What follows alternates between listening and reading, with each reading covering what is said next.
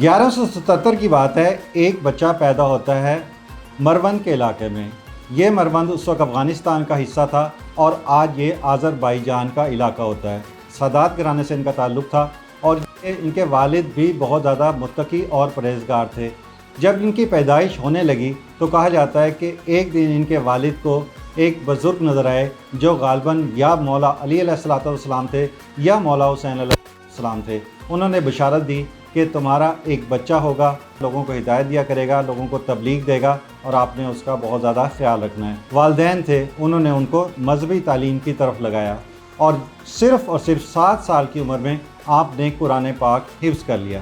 اس کے بعد آپ دینی تعلیم کے لیے آپ نے دنیا بھر کا سفر کیا۔ جب آپ بڑے ہوئے تو آپ کی شہرت پوری دنیا میں ہونے لگی، آپ کے علم و زہد کا ذکر ہر شہر میں ہونے لگا۔ ان کو سندھی، عربی، اردو، سنسکرت اور فارسی ہر زبان پر عبور حاصل تھا۔ یہ بہت بڑے شاعر بھی تھے، اس کے علاوہ یہ ایک بہت بڑے فلسفی تھے۔ اللہ تعالیٰ نے آپ پر خاص کرم کیا اور پھر آپ کے اوپر کرامات ظاہر ہونی شروع ہوئی۔ کہا جاتا ہے کہ جب آپ کی پیدائش ہوئی تو کیونکہ آپ کا جھولا ہر وقت ہلتا رہتا تھا، اس لیے آپ کو جھولے لال کا لقب دیا گیا۔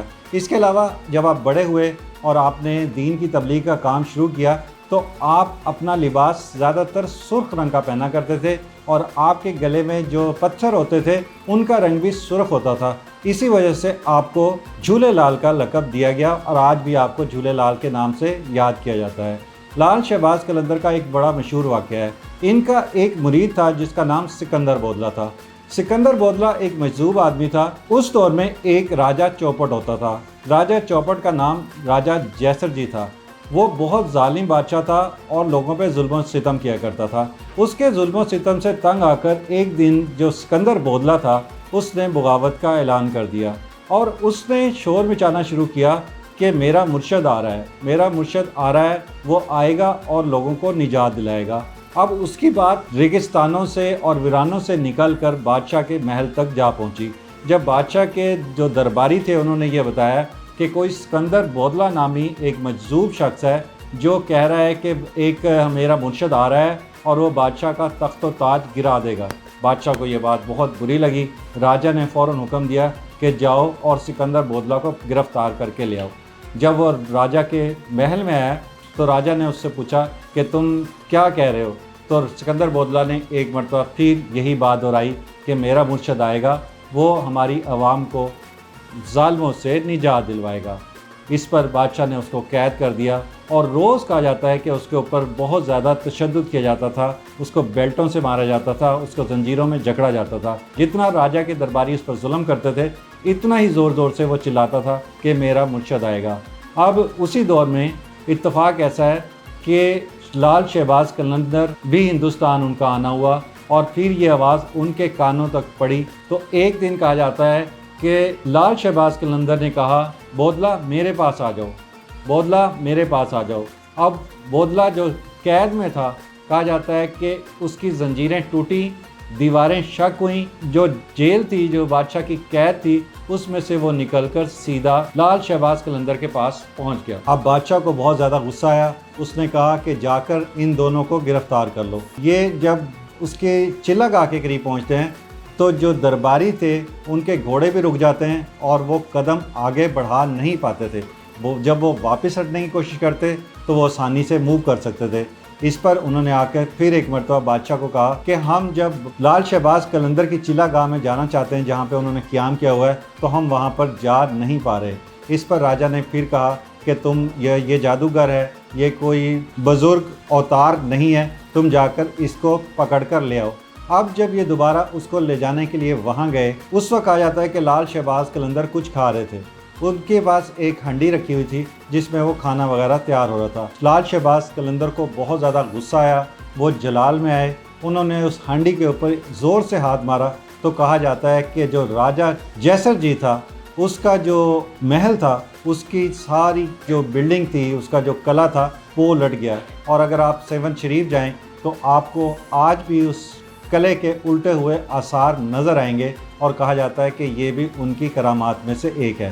اس کے علاوہ ایک اور واقعہ ایک خاتون کے حوالے سے ہے اس خاتون کا تعلق ہندو گھرانے سے تھا، مگر چونکہ شہباز قلندر ہیں ان کو نہ صرف مسلمان بلکہ ہندو عیسائی بھی ان کی بہت زیادہ قدر کرتے تھے۔ اور یہ عورت کہا جاتا ہے کہ جب شہباز قلندر ان گلیوں سے گزرا کرتے تھے تو یہ اپنے گھر کی بالکنی میں جا کر بیٹھ جاتی تھی۔ اب اس کی کوشش ہوتی تھی کہ وہ کسی طرح شہباز قلندر کی زیارت کرے، مگر شہباز قلندر کی ایک عادت تھی کہ کیونکہ انہوں نے اپنے گلے میں ایک بہت زیادہ بڑے ہیوی پتھر رکھے ہوتے تھے جس کی وجہ سے ان کی گردن جھکی رہتی تھی، اور وہ گردن جھکی رہنے کی وجہ سے اپنا چہرہ اوپر نہیں اٹھاتے تھے۔ اب اس کو خاتون کی بہت زیادہ کیونکہ باپردہ تھی، نیچے دروازے میں نہیں آ سکتی تھی، اس لیے یہ کوشش کی یہی رہی، اس کی خواہش یہی رہی کہ کسی طرح یہ شہباز قلندر کی زیارت کرے، ان کا چہرہ دیکھ لے۔ جب ایسا نہ ہو پایا تو ایک دن جب شہباز قلندر اس گلی سے گزر رہے تھے تو اس خاتون نے اچانک وہاں سے اپنی جو کھڑکی تھی اس سے چھلانگ لگا دی۔ یہ سیدھی شہباز قلندر کے قدموں میں گری اور گرنے کے بعد اس کا انتقال ہو گیا۔ اب لوگ اکٹھے ہو گئے اور کیونکہ وہ ہندو برادری کی تھی، اس کے جو عزیز و قارب تھے وہ وہاں پر آ گئے اور انہوں نے اس عورت کو اٹھانا چاہا تو وہ اس کو اٹھا نہ سکے۔ اس کے بعد مزید لوگوں کو بلایا گیا اور اس کو خاتون کو اٹھانے کی کوشش کی گئی۔ کہا جاتا ہے کہ تقریباً 20 سے 25 افراد لوگ نے اس کو اٹھانے کی کوشش کی مگر وہ اٹھا نہ پائے۔